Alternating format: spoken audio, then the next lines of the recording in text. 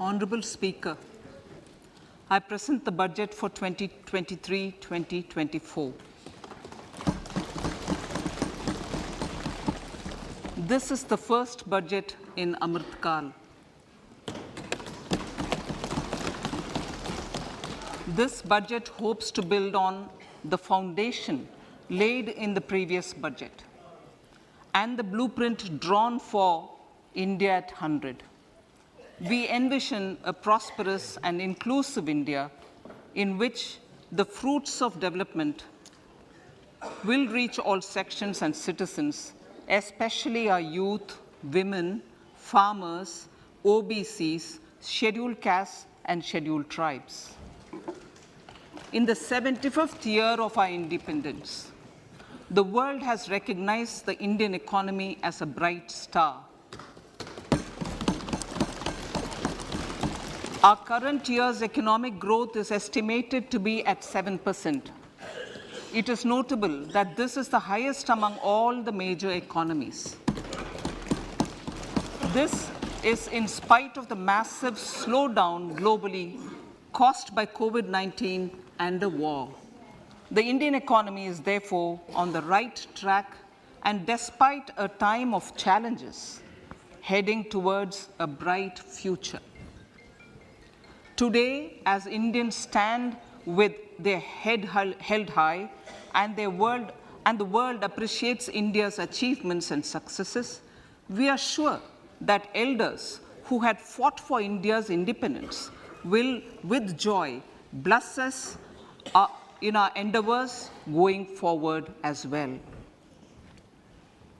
Our focus on wide-ranging reforms and sound policies implemented through Sabka Prayas, resulting in Jan Bhagidari and targeted support to those in need, helped us perform well in trying times. India's rising global profile is because of the several accomplishments. Unique world-class digital public infrastructure, example, Aadhaar, ग-1 and UPI. COVID vaccination drive in unparalleled scale and speed, proactive role in frontier areas such as achieving the climate-related goals, Mission Life, and National Hydrogen Mission. During the COVID-19 pandemic, we ensured that no one goes to bed hungry with a scheme to supply free food grains to over 80 crore persons for 28 months. Continuing our commitment to ensure food and nutritional security, we are implementing from 1st January 2023 a scheme to supply free food grain to all Antyodaya and priority households for the next 1 year. Under PM Garib Kalyan Anna Yojana, the entire expenditure of about 2 lakh crore will be borne by the central government. In these times of global challenges, the G20 presidency gives us a unique opportunity to strengthen India's role in the world economic order. With the theme of Vasudhaiva Kutumbakam, we are steering an ambitious, people-centric agenda to address global challenges and to facilitate sustainable economic development. The government's efforts since 2014 have ensured for all citizens a better quality of life and life of dignity. The per capita income has more than doubled to 1.97 lakh rupees. In these 9 years, the Indian economy has increased in size from being 10th to 5th largest in the world.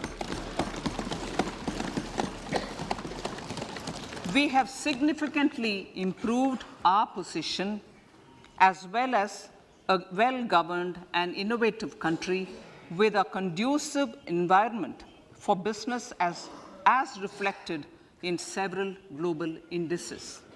we have made a significant progress in many sustainable development goals.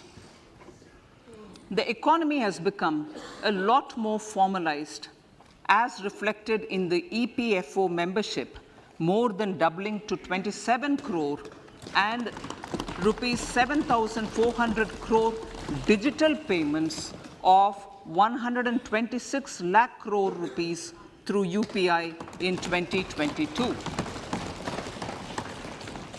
The efficient implementation of many schemes with universalization of targeted benefits has resulted in inclusive development. Some of the schemes are 11.7 crore household toilets under Swachh Bharat mission, which is achieved, 9.6 crore LPG connections under Ujjwala, 220 crore COVID vaccination of 102 crore persons, 47.8 crore PM Jan Dhan bank accounts, insurance cover for 44.6 crore persons under PM Suraksha Bima and PM Jeevan Jyoti Yojana, and cash transfer of 2.2 lakh crores of rupees to 11.4 crore to over 11.4 crore farmers under PM Kisan Samman Nidhi. Our vision for the Amrit Kal includes technology-driven and knowledge-based economy with strong public finances and a robust financial sector. To achieve this, Jan Bhagidari through Sabka Saath, Sabka Prayas is essential.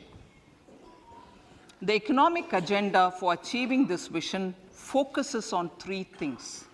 First, facilitating ample opportunities for citizens, especially the youth, to fulfill their aspirations.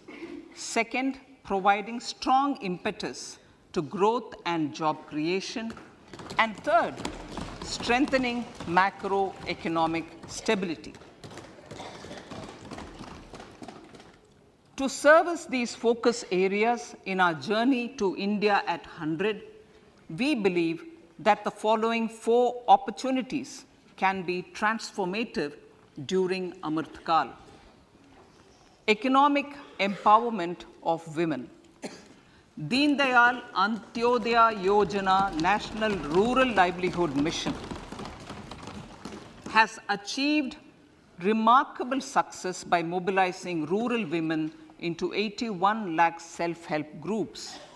We will enable these groups to reach the next stage of economic empowerment through formation of large producer enterprises or collectives, with each having several thousand members and managed professionally. They will be helped with raw materials supply and for better design, quality, branding, and marketing of their products. Through supporting these policies, they will be enabled to scale up their operations to serve the large consumer markets, as has been the case with the several startups growing into unicorns. PM Vishwakarma Kaushal Samman, PM Vikas. For centuries, traditional artisans and craftspeople who work with their hands using tools have brought renown for India. They're generally referred to as Vishwakarma. The art and the handicraft created by them represents the true spirit of Atmanirbhar Bharat. For the first time, a package of assistance for them has been conceptualized. The new scheme will enable them to improve the quality, scale, and reach of their products, integrating them with the MSME value chain. The components of the scheme will include not only financial support, but also access to advanced skill training, knowledge of modern digital techniques, and efficient green technologies, brand promotion, linkage with local and global markets, digital payments, and social security. This will greatly benefit the scheduled castes, scheduled tribes, OBCs, women, and people belonging to the weaker sections. Tourism. The country offers immense attraction for domestic as well as foreign tourists. There is a large potential to be tapped in tourism. The sector holds huge opportunities for jobs and entrepreneurship for youth in particular. Promotion of tourism will be taken up on mission mode with active participation of states, convergence of government programs, and public-private partnerships. Green growth. We are implementing many programs for green fuel, green energy, green farming, green mobility, green buildings, and green equipment, and policies for efficient use of energy across various economic sectors. These green growth efforts help in reducing carbon intensity of the economy and provides for large-scale green job opportunities.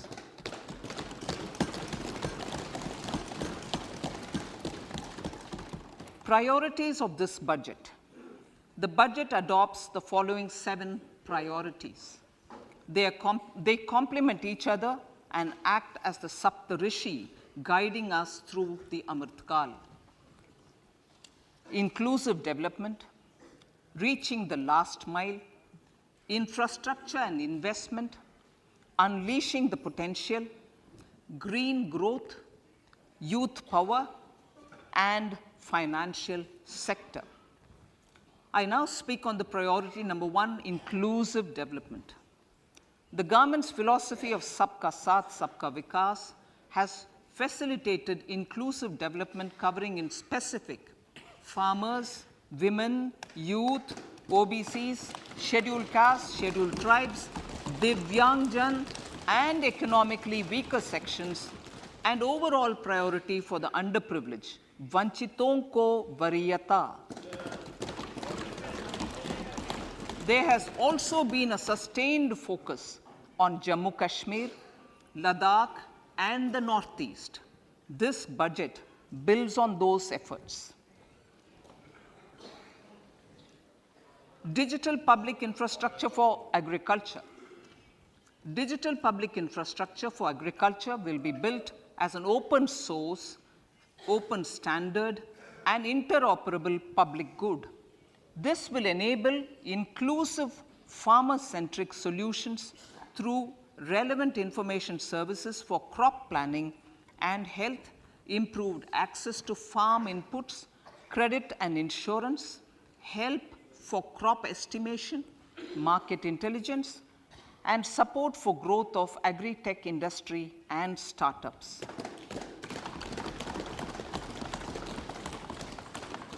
An agriculture accelerator fund.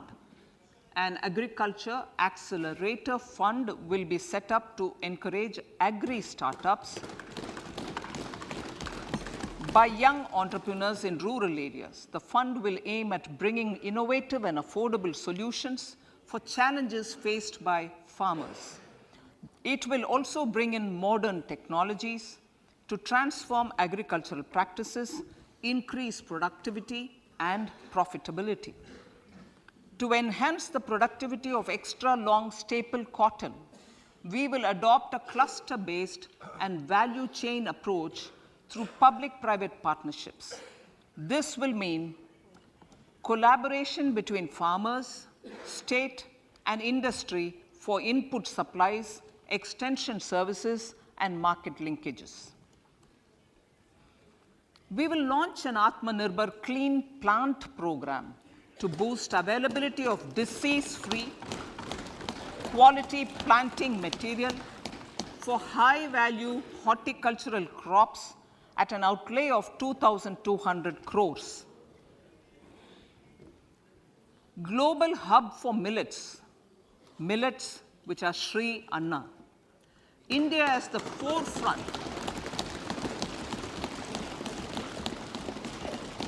India is at the forefront of popularizing millets, whose consumption furthers nutrition, food security, and welfare of farmers, said the Honorable Prime Minister. We are the largest producer and second largest exporter of Sri Anna in the world. We grow several types of Sri Anna, such as Sri Anna Jowar, Sri Anna Ragi, Sri Anna Bajra, Sri Anna Kutu, Ramdana, Kangni, Kutni, Kutki, Kodo, China, and Sama. These have a number of health benefits and have been an integral part of our food for centuries. I acknowledge with pride the huge service done by small farmers in contributing to the health of fellow citizens by growing these Sri Anna.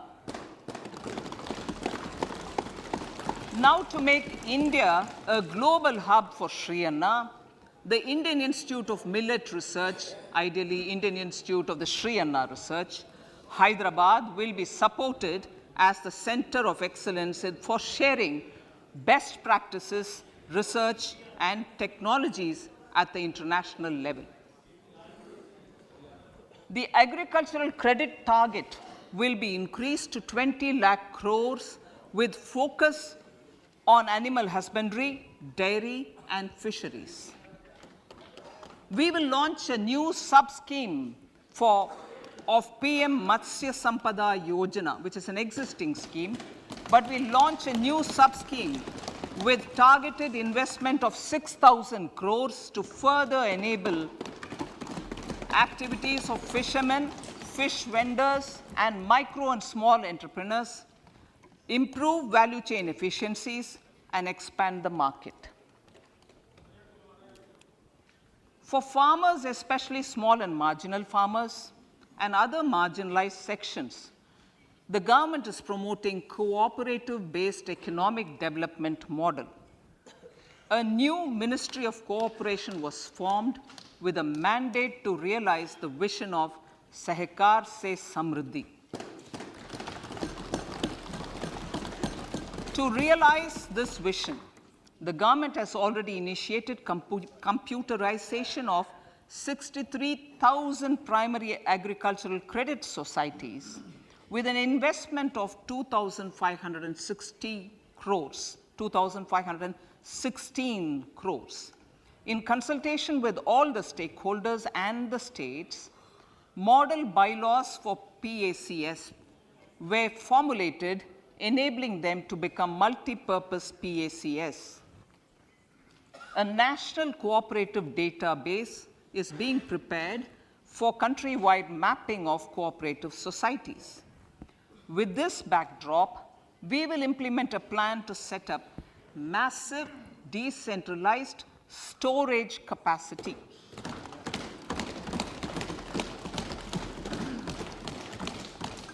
This will help farmers store their produce and realize remunerative prices through sale at appropriate times. The government will also facilitate setting up of a large number of multi-purpose cooperative societies, primary fisheries societies, and dairy cooperative societies in uncovered panchayat and villages in the next 5 years.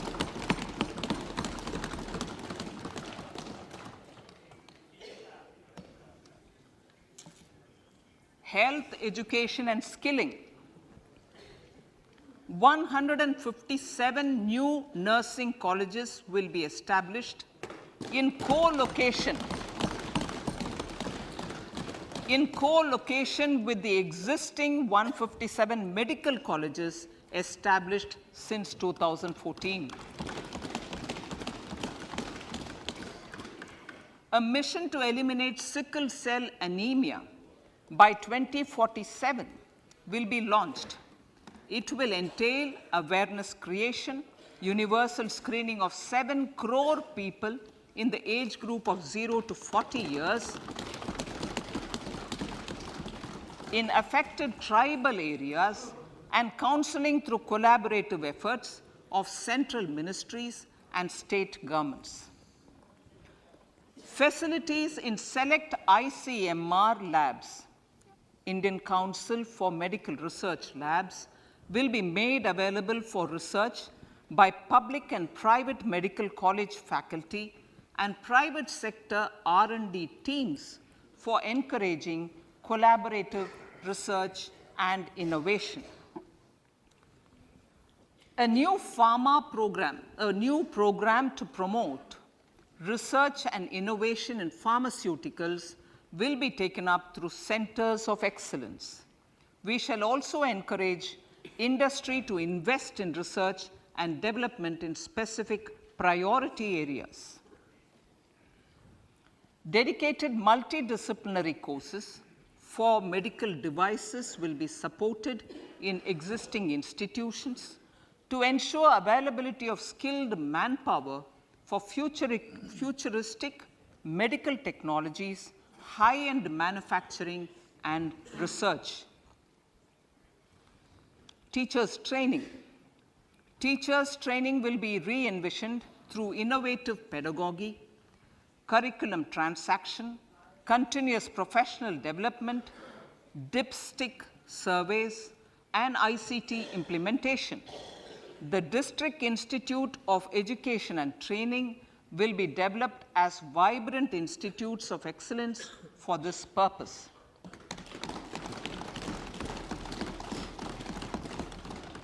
National Digital Library for Children and Adolescents.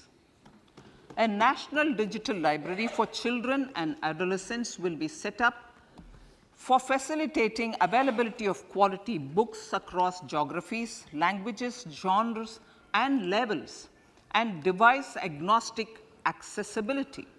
States will be encouraged to set up physical libraries for them at panchayat and ward levels and provide infrastructure for accessing the national digital library resources. Additionally, to build a culture of reading and to make up for pandemic time learning loss, the National Book Trust, the Children's Book Trust, and other sources will be encouraged to provide and replenish non-curricular titles in regional languages and in English to these physical libraries. Collaboration with NGOs that work in literacy will also be a part of this initiative. To inculcate financial literacy, financial sector regulators and organizations will be encouraged to provide age-appropriate reading material to these libraries. I move to priority 2, reaching the last mile. Prime Minister Vajpayee's government had formed the Ministry of Tribal Affairs and the Department of Development of Northeast Region to provide a sharper focus to the objective of reaching the last mile. Our government has formed the Ministries of Ayush, Fisheries, Animal Husbandry and Dairying, Skill Development, Jal Shakti, and Cooperation. Building on the success of the Aspirational Districts program, the government has recently launched the Aspirational Blocks program, covering 500 blocks for saturation of essential government services across multiple domains such as health, nutrition, education, agriculture, water resources, financial inclusion, skill development, and basic infrastructure. Manya Speaker, sir, Pradhan Mantri PVTG, which is Primitive Vulnerable Tribal Groups Development Mission, is being launched. To improve socio-economic conditions of the particularly vulnerable tribal groups, the PVTGs as we refer them to, Pradhan Mantri PVTG Development Mission will be launched. This will saturate PVTG families and habitations with basic facilities such as safe housing, clean drinking water and sanitation, improved access to education, health, nutrition, road and telecom connectivity, and sustainable livelihood opportunities. An amount of 15,000 crores will be made available to implement the mission in the next 3 years under the Development Action Plan for the Scheduled Tribes. Ekalavya Model Residential Schools. In the next 3 years, Center will recruit 38,800 teachers and support staff for the 740 Ekalavya Model Residential Schools, which is serving 3.5 lakh tribal students.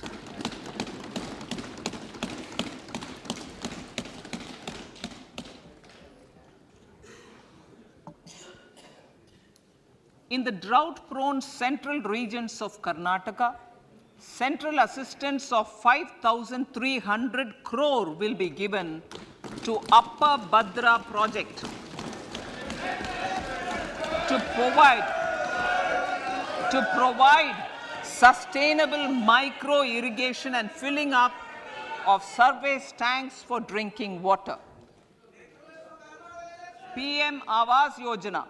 The outlay for PM Awas Yojana is being enhanced by 66% to over 79,000 crores.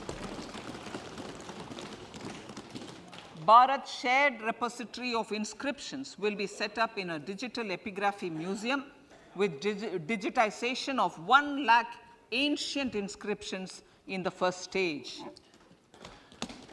Support for poor prisoners. For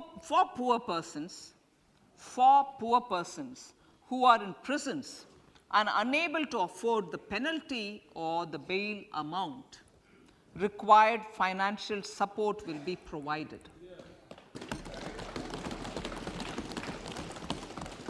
Priority number 3, infrastructure and investment. Investments in infrastructure and productive capacity have a large multiplier impact on growth and employment. After the subdued period of the pandemic, private investments are growing again. The budget takes the lead once again to ramp up the virtuous cycle of investment and job creation. Honorable Speaker, sir, the capital investment outlay is being increased steeply for the 3rd year in a row by 33% to 10 lakh crores, which would be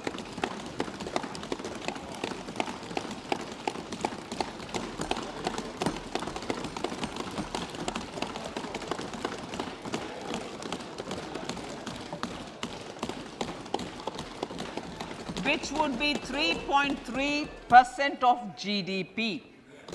This will almost be 3 times the outlay made in 2019-20.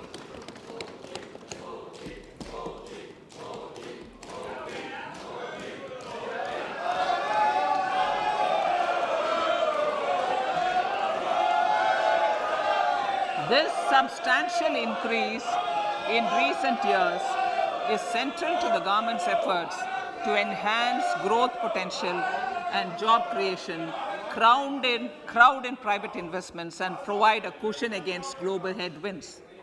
The direct capital investment by the center is complemented by the provision made for creation of capital assets through grants and aids to state. The effective capital expenditure of the center is budgeted at 13.7 lakh crore rupees, which will be 4.5% of GDP. Support to state governments for capital investment.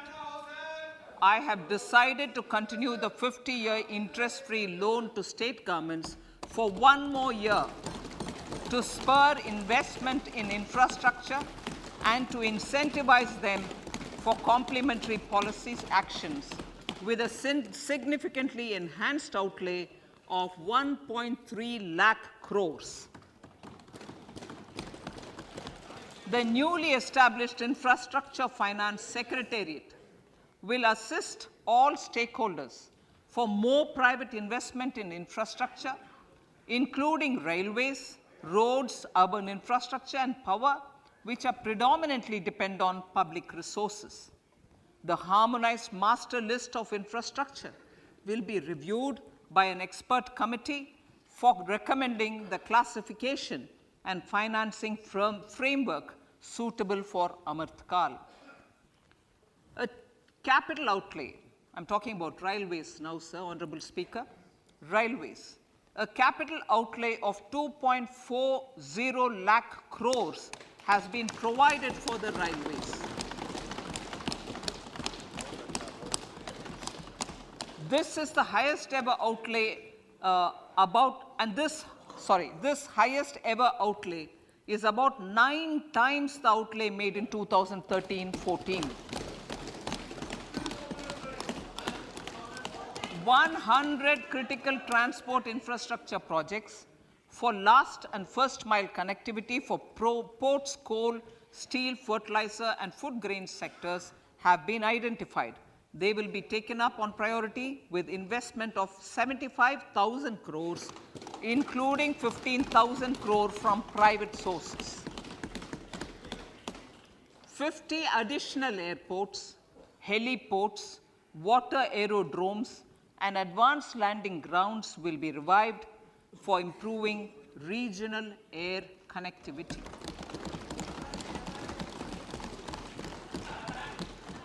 Sustainable cities for tomorrow.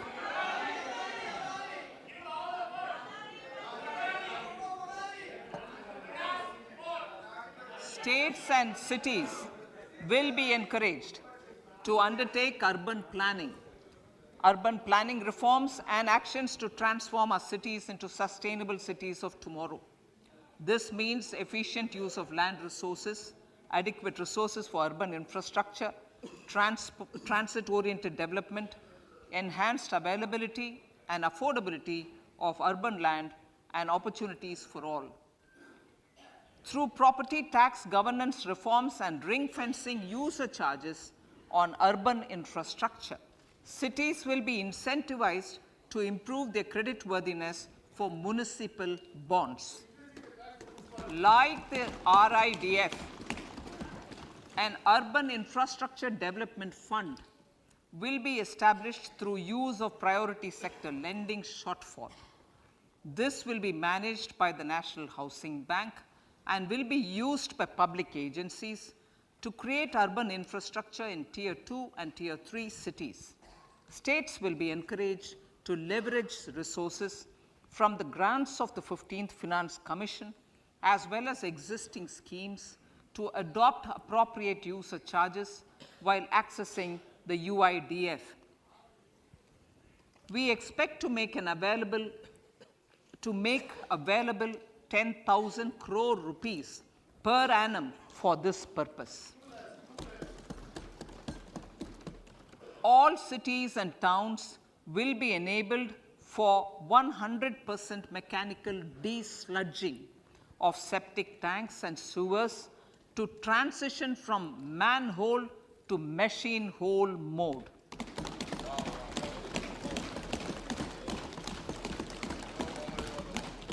Enhanced focus will be provided for scientific management of dry and wet waste.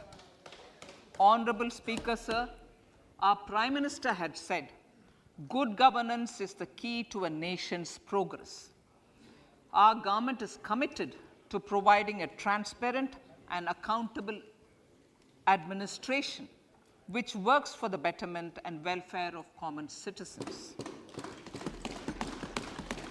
Mission Karma Yogi. Under Mission Karma Yogi, center, states, and the union territories are making and implementing capacity building plans for civil servants. The government has also launched an integrated online training platform, ग-1 Karma Yogi, to provide continuous learning opportunities for lakhs of government employees to upgrade their skills and facilitate people-centric approach. Sir, for enhancing ease of doing business, more than 39,000 compliances have been reduced, and more than 3,400 legal provisions have been decriminalized.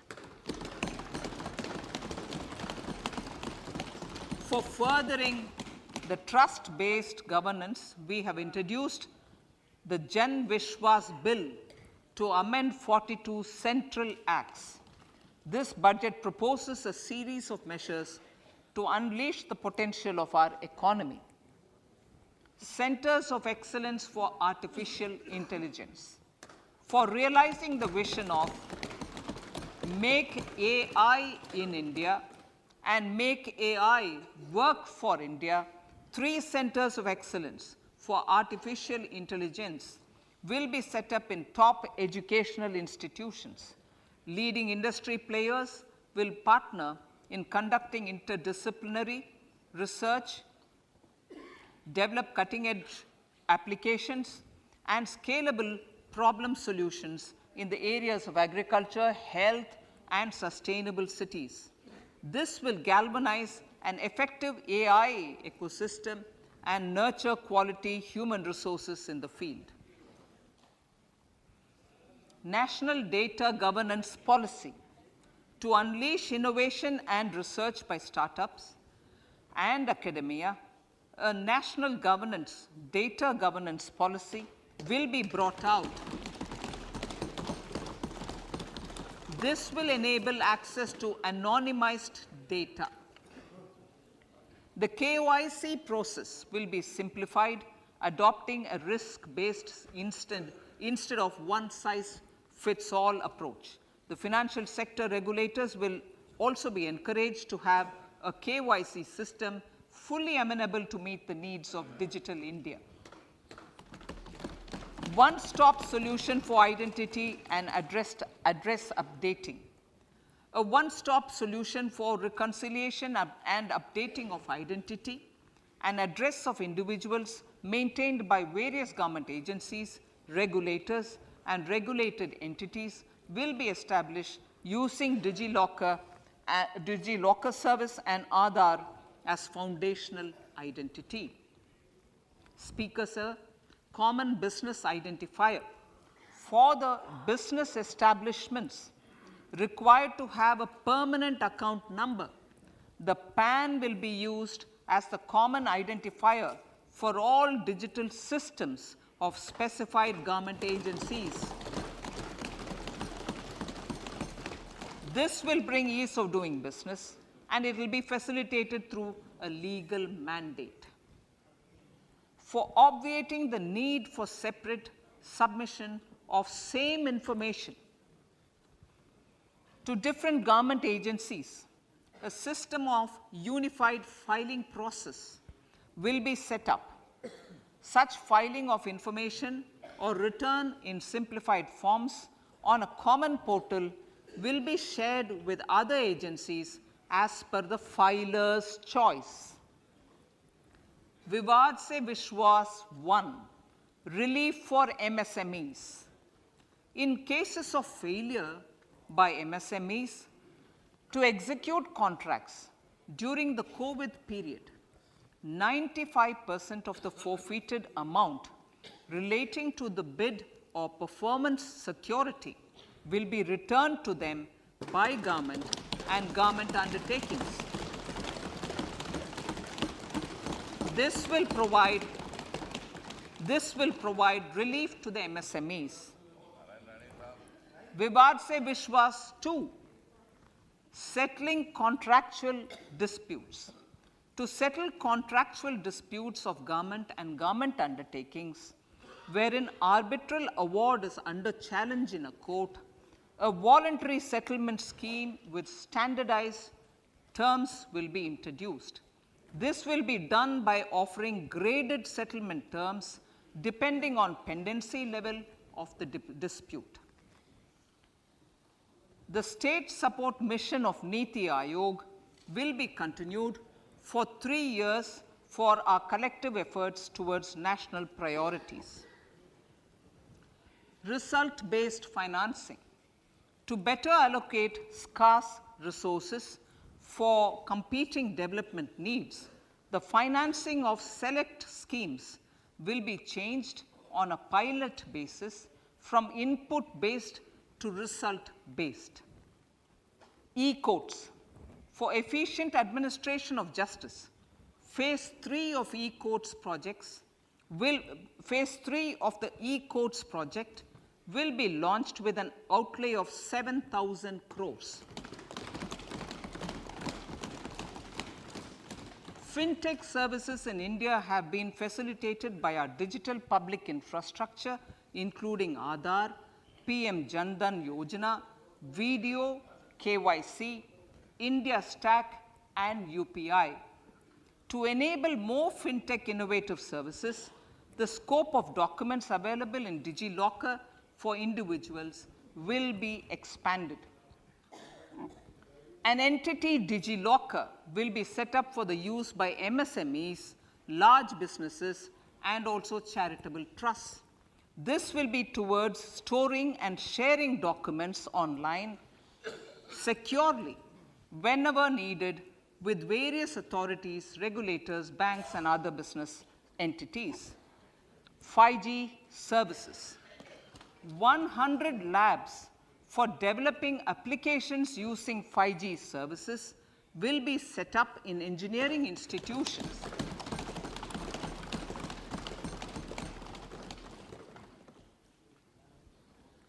To realize a new range of opportunities, business models, and employment potential, the labs will cover, among others, applications such as smart classrooms, precision farming, intelligent transport systems, and healthcare applications.